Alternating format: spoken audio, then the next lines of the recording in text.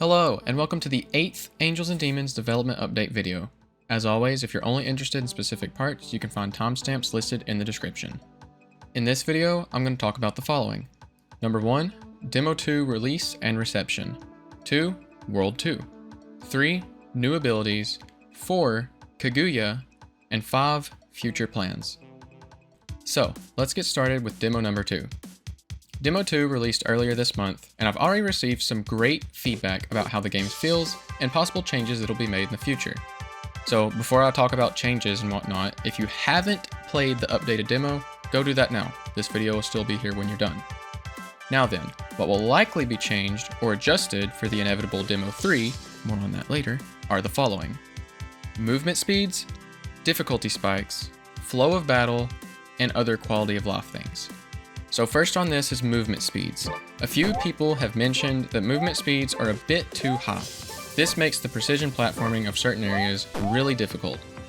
In the future, the top speed and acceleration of movement may be changed up to feel a bit slower while being a little bit more responsive. As for difficulty spikes, certain areas, like the vomitorium, are intended to be big difficulty spikes. You can always come back to this area when you feel you've leveled up a bit or just feel you have a better understanding of the controls. For other areas though, there are a few unintentionally really difficult jumps. In testing, these felt pretty easy to me, but that's because I've spent so much time with the game.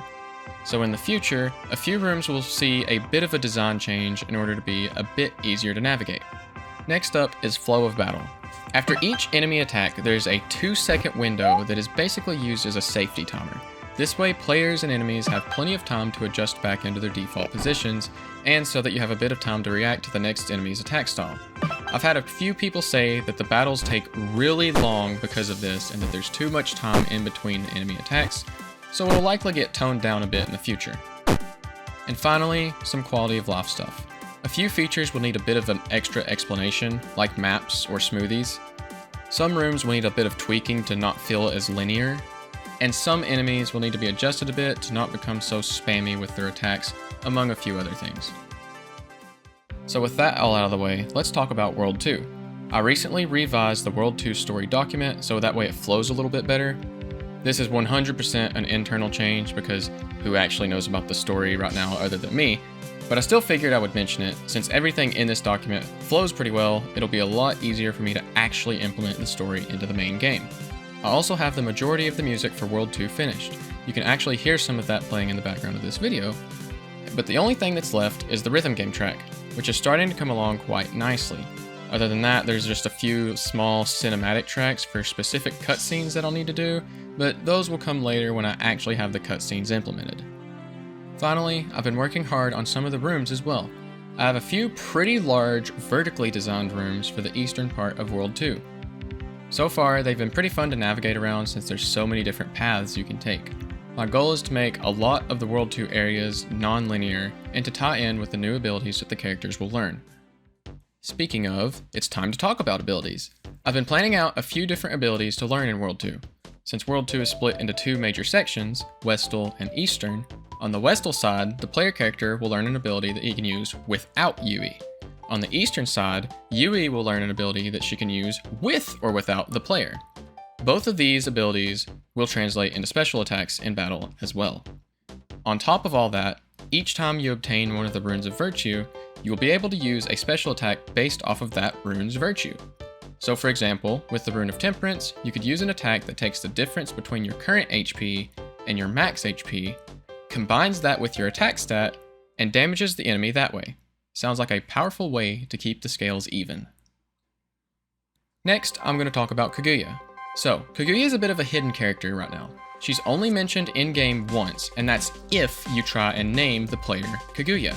She also is mentioned as being an unlockable character with debug commands, though she's pretty unfinished and buggy in the current demo.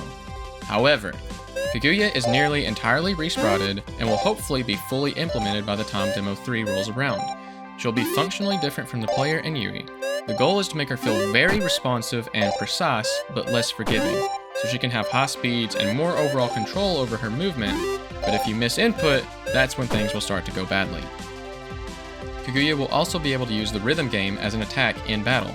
This is why every battle theme in the game has charts for the rhythm game, except for the Vomitorium Overworld theme, but that'll come later. It's intended to be a high risk, high skill, but high reward attack.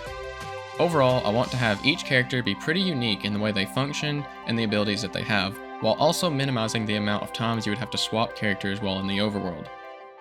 Finally, let's talk about future plans. I'm already in the planning phase for demo number 3. Whenever World 2 is finished and all the extra additions along with it are ready, I'll push out a third demo. This third demo is intended to be the last demo until the full game is finished, where I'll then do a definitive demo that better reflects the state of the finished game. I don't really have an ETA for this, but I'd like for Demo 3 to be released before April of 2023. So that about wraps up everything for this development update. Be sure to follow all my socials. I'm always posting different things about Angels and Demons, be it teaser videos, screenshots, or even memes. Also, be sure to join the Discord for announcements regarding Angels and Demons, as well as special community events. All that being said, thank you very much for watching, and I hope to see you in the next development update video.